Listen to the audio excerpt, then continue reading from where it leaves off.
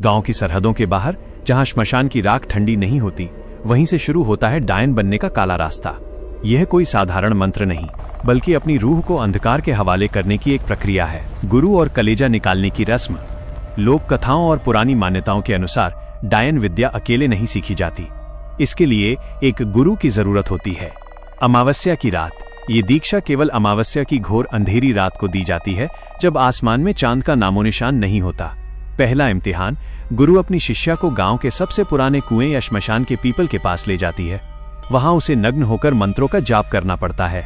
कहते हैं कि इस दौरान साधक को डरावने साये और भयानक आवाजें सुनाई देती हैं। अगर वो डर गई तो वो वहीं पागल होकर दम तोड़ देती है। बलिदान। सबसे खौफनाक बात यह है कि सिद्धि प्राप्त करने के लिए उसे अपने किसी बहुत करीबी, जैसे अपना ही बच्चा या पति की बलि की मानसिक स्वीकृति देनी होती है। जब तक वो इंसानियत का मोह नहीं त्यागती, तब तक उसे ये शक्ति नहीं मिलती। वो क्या क्या कर सकती है? अदृश्य शक्तियां। एक बार जब ये विद्या सिद्ध हो जाती है, तो वो औरत साधारण नहीं रह जाती। मान्यताओं के अनुसार उसके पास ये शक्तियां आ जाती हैं। कहा जाता है कि माहिर डायन बिल्ली, कुत्ते या किसी डरावने परिंदे का रूप धर सकती है, ताकि वो रात के अंधेरे में शिकार की टोह ले सके। कोख बांधना। वो किसी भी खुशहाल परिवार की वंश वृद्धि रोक सकती है या मवेशियों, गाय भैंस का दूध सुखा सकती है। उम्र चुराना। सबसे डरावनी मान्यता यह है कि वो मंत्रों के जरिए किसी स्वस्थ इंसान की आयु खींचकर खुद को जवान रख सकती है। डायन कभी तलवार या बंदूक से हमला नहीं करती। उसका वार हवाई और अदृश्य होता है। मारने के तरीके रूह कंपा देने वाले होते हैं। पुरानी कहानियों में जिक्र है कि डायन अपनी नजरों से ही इंसान का कलेजा निकाल लेती है। इसका मतलब ये नहीं कि शरीर पर घाव होगा, बल्कि अंदर ही अंदर इंसान खोखला होने लगता है। उसे भूख लगना बंद हो जाती है, चेहरा पीला पड़ जाता है और धीरे धीरे वो सूखकर कंकाल बन जाता है। हकीम और डॉक्टर इसे पकड़ नहीं पाते। जब वो किसी की जान लेने पर उतारू होती है, तो वो मुठ चलाती है। वो एक मिट्टी की हंडिया में श्मशान की राख, सिंदूर और लोहे की कीलें भरती है। आधी रात को मंत्र पढ़कर उस हंडिया को हवा में उछाला जाता है। वो हंडिया आग के गोले की तरह उड़ती हुई दुश्मन के घर पर गिरती है। इसके साथ ही वो अपने वश में किए हुए मसान, भयानक प्रेत को उस घर में भेज देती है।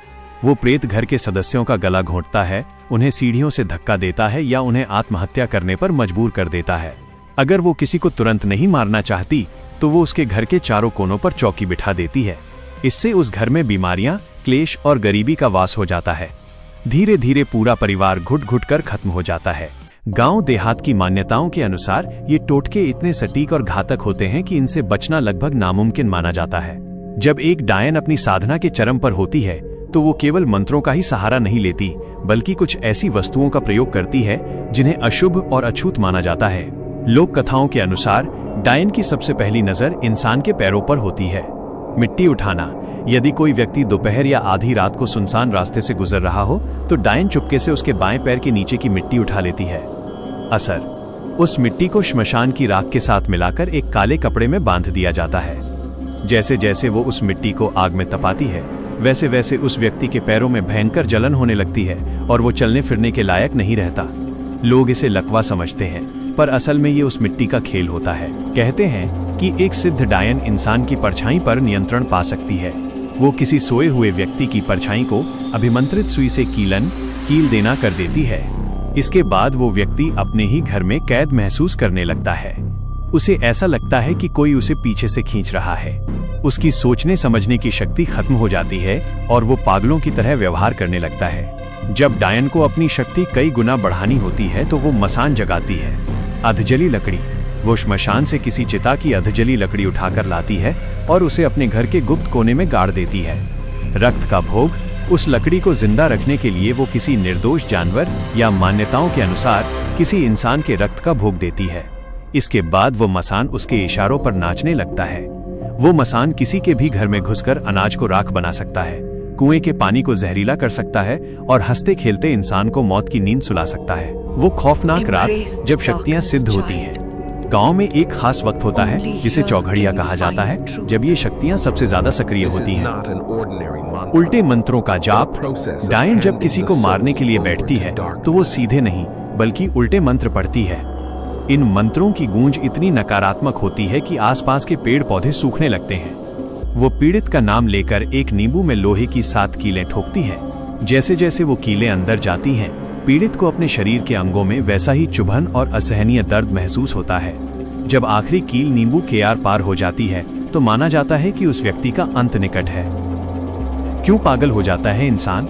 जैसा कि मैंने पहले भी चेतावनी दी थी, ये क्रियाएं केवल दूसरों को नुकसान नहीं पहुंचाती। जो लोग अधूरी जानकारी के साथ या कमजोर मन से इन टोटकों को देखने या सीखने की कोशिश करते हैं, उनके चारों ओर जब गांव की हवाओं में भारीपन महसूस होने लगता है और रात के सन्नाटे में अजीबोगरीब रोने की आवाजें आने लगती हैं, तो गांव के बुजुर्ग समझ जाते हैं कि किसी ने चौकी बिठा दी है।